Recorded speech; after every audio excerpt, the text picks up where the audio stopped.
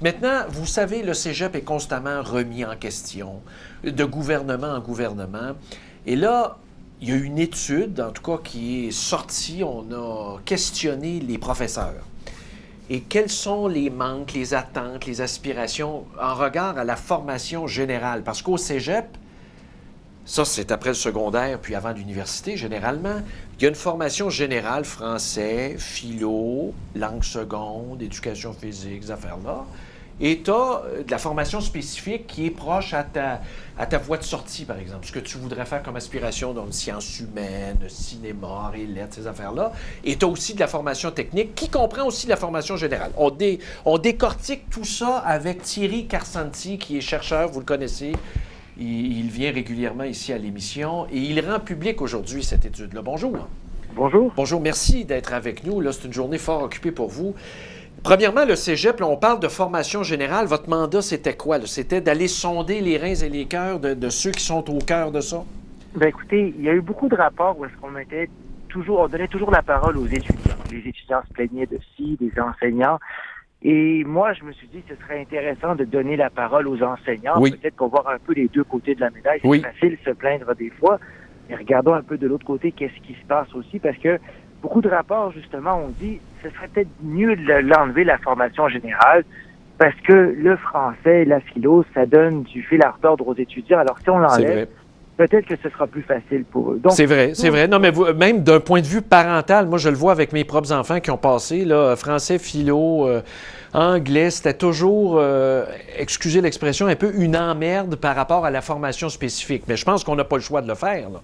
Ben, c'est un peu ça l'idée. Ben oui. Nous, on voulait aller voir les enseignants. Bon, sans grande surprise, les enseignants qu'on a rencontrés, ils sont en faveur de la formation générale. On n'est pas surpris de ça. Oui. Mais on leur a posé d'autres questions. Finalement, ce qu'on se rend compte avec l'étude, c'est que des cours de français ou des cours de philo qui permettent de développer un peu l'esprit critique, ben, c'est essentiel pour les étudiants, mais c'est pas uniquement essentiel en français. On a rencontré des enseignants de sciences, par exemple, qui nous ont dit, on parle de sciences infirmières, qui est une technique importante dans les cégeps, qui nous disent, j'arrive pas à comprendre ce que les étudiants écrivent en français. Et on parle pas d'étudiants allophones, on parle des étudiants qui ont des noms du Québec. Et comme ils n'arrivent pas à comprendre, ils peuvent pas savoir s'ils ont compris les concepts scientifiques ou de santé ou quoi que ce soit. Et donc, le français, ça n'a pas juste un impact pour le français, ça a un impact pour plein d'autres matières. Et là où je pense qu'on fait erreur, en tout cas, c'est ce que l'enquête démontre, c'est l'idée de remettre en question sans arrêt la formation générale. Ça fait en sorte, peut-être comme vos enfants, que ils arrivent dans les cours, et ça, c'est dans le rapport, et c'est les enseignants qui nous l'ont dit, ils arrivent déjà avec une attitude négative par rapport à ces cours-là, parce que c'est pas assez valorisé. Oui, c'est vrai. On pense que c'est un cours en trois, un cours qui va les ennuyer, un cours qui va les embêter. Et finalement, avec cette attitude-là, avec les défis que pose aussi le français, l'anglais et la philo, ben, ça mis ensemble, ça rend la tâche extrêmement difficile aux enseignants qu'on a rencontrés.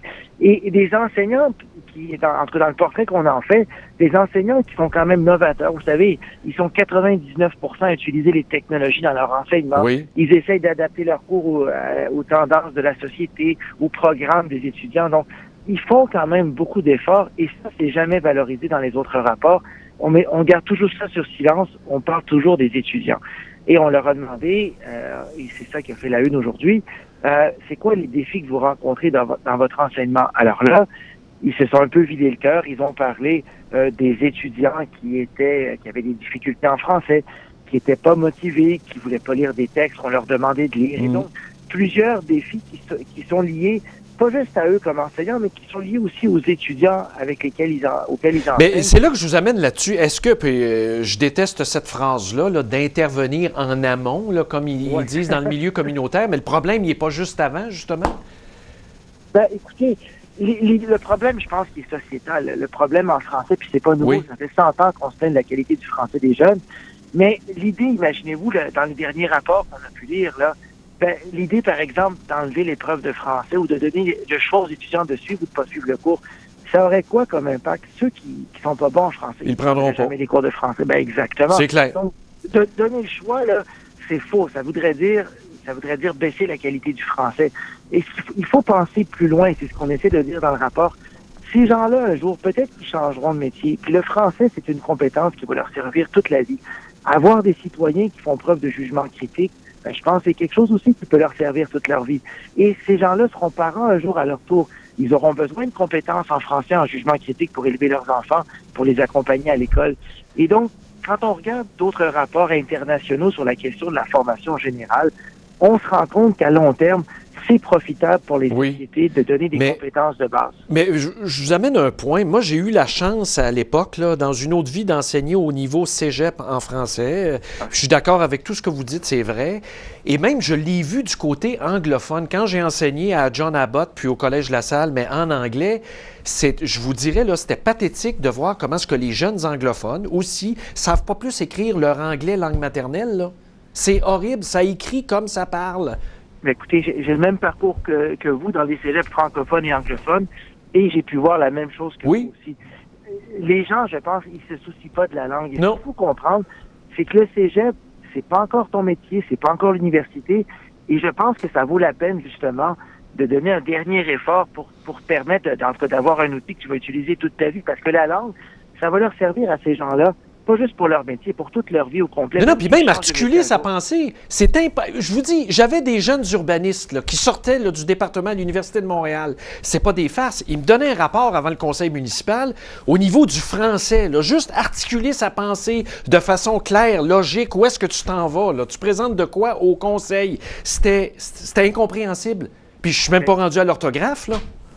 Écoutez, ce que les enseignants nous disaient, c'est la même chose que vous. Ils parlaient même pas de l'orthographe. Il y en a un qui a dit exactement la même chose que vous dans l'enquête. Il disait, les mots, ils étaient bien écrits, mais je comprenais pas ce qu'ils voulaient dire. Exact. Alors, et t'as quelqu'un qui va être infirmier plus tard, qui va être inhalothérapeute. C'est grave. Évidemment que c'est grave. On comprend pas ce qu'il veut dire. Oui. Imaginez pour un diagnostic, là, un suivi. Mais puis le pire, c'est que je lui ai dit devant la directrice, ça n'a pas de bon sens, là, on vous a pas montré à articuler votre pensée. Et puis là, il a porté plainte pour harcèlement. Actuellement, c'est la mode ces jours-ci, mais c'est dans un autre contexte plus sportif.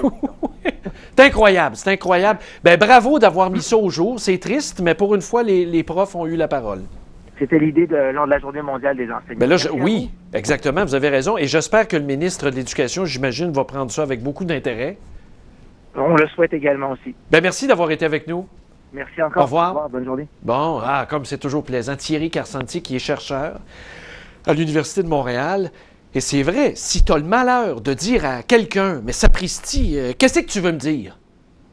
Là, évidemment, tu y vas de façon graduelle. Mais là, à la fin, tu te dis, mais voyons donc, ce gars-là est allé à l'université, qu'est-ce que tu veux me dire?